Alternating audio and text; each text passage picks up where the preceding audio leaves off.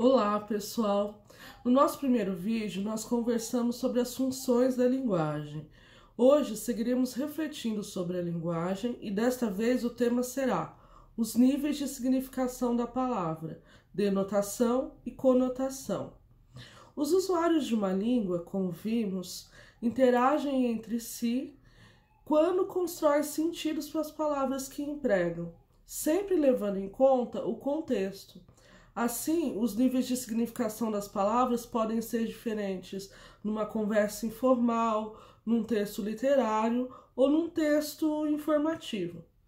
Quando empregamos as palavras em seu sentido comum do dicionário, estamos no livro da denotação, né? Então aqui já dá até para casar dicionário, denotação.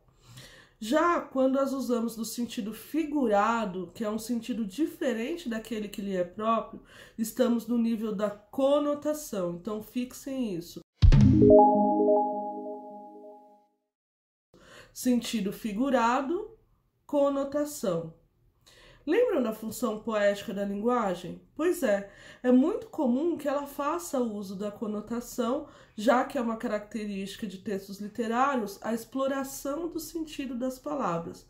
Vamos ver as características de conotação e denotação? Sobre a denotação, podemos dizer que a palavra tem uma significação restrita. A palavra é empregada no sentido comum do dicionário. A palavra é utilizada de modo objetivo e a linguagem é exata e precisa. Significação restrita, sentido do dicionário, modo objetivo e emprego exato e preciso da palavra. Beleza? Já sobre a conotação, podemos dizer o quê? Que a palavra é utilizada com uma significação ampla, são palavras cujos sentidos extrapolam o sentido comum da linguagem. A palavra ela é utilizada de modo artístico ou poético e, por fim, é uma linguagem rica e expressiva. Então, guardem aí, significação ampla, extrapola o sentido comum, é utilizada de modo artístico e tem uma linguagem rica e expressiva. Sabe quem gosta muito de denotação e conotação? Enem. Pois é, as questões do exame sempre exploram essa temática. Então, por isso eu separei aqui uma questão do exame de 2005 para a gente dar uma olhada e resolver juntos. Vamos lá? Então, a questão diz o seguinte: o termo ou expressão destacado que está empregado em seu sentido próprio, denotativo, ocorre em é de laço e de nó, de gibeira ou giló, dessa vida cumprida a sol. Dá até vontade de cantar essa daqui, né? Mas a gente não se arrisca, porque é uma canção que foi imortalizada na voz da Elis Regina, e aí a concorrência é desleal. Nessa primeira alternativa, ele vai destacar a palavra cumprida a sol. A palavra, desculpem, né? A expressão. Já na segunda, a gente tem o seguinte: protegendo os inocentes é que Deus, sábio demais, põe cenários diferentes nas impressões digitais. Aqui é um texto da Maria Carvalho, Evangelho da Trova. Então aqui a palavra destacada foi cenários. Já na alternativa C, o dicionário padrão da língua e os dicionários unilíngues são os tipos mais comuns de dicionários. Em nossos dias, eles se tornaram um objeto de consumo obrigatório para as nações civilizadas desenvolvidas. Aqui a palavra que foi destacada foi dicionário padrão. Na D, a gente tem aí essa tirinha, né, do menino maluquinho e a mãe dele vai dizer: às vezes tenho a impressão de que a bateria dele não acaba. E a palavra destacada foi a bateria. E na última, humorismo é a arte de fazer cócegas no raciocínio dos outros.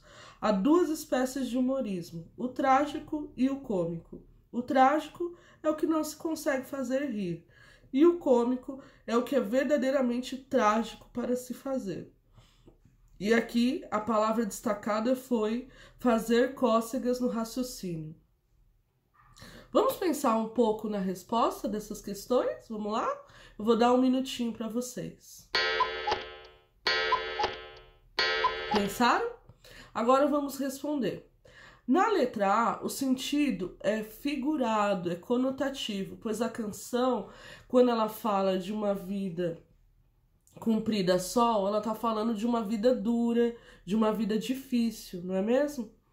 Já na letra B, a gente tem o mesmo, acontece a mesma coisa, por cenários, ele é empregado no sentido de como se fossem os traços dessa impressão digital, né? Então essa ideia de cenários das impressões seria os nossos traços, né? Aquilo que é possível saber e ver sobre nós, né? Um pouco aquilo que a gente tem quando a gente pensa também na palma das mãos, quando os ciganos, né? As ciganas vão ler as nossas mãos, então a partir daquelas linhas também, elas imaginam cenários para as nossas vidas, né? Independente de a gente acreditar ou não.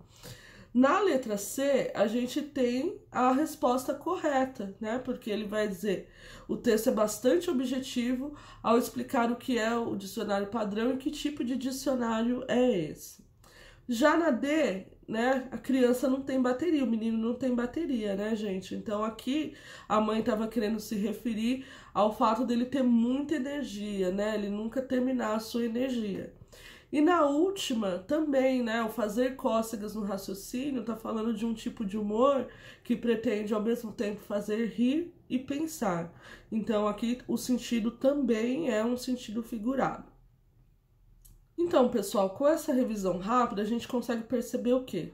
Que compreender denotação e conotação é super importante, não só para os exames vestibulares, para o Enem, mas para que vocês também possam se tornar leitores mais proficientes, e principalmente dos textos literários, né? Seja poesia, sejam crônicas, sejam romances, contos, enfim, todo tipo de texto literário, porque esse é um tipo de texto que vai explorar muito as várias significações da linguagem. Então é importante você, para compreender melhor um texto, saber em que momento que o autor está usando linguagem figurada, em que momento que ele está usando linguagem conotativa, é super importante, tá bom? E por hoje a gente vai parando por aqui. Hoje o vídeo vai ser mais curtinho, né? Para vocês também terem um tempinho maior de realizar os exercícios. E na próxima semana a gente vai começar a falar já sobre o conceito de literatura, o que é literatura, quando se começa a pensar nesse tipo de texto. Não deixem também de fazer os exercícios, é super importante, porque no próximo encontro a gente faz a correção deles, tá bom? Até sexta-feira. E se cuidem e estudem também. Um beijo para vocês.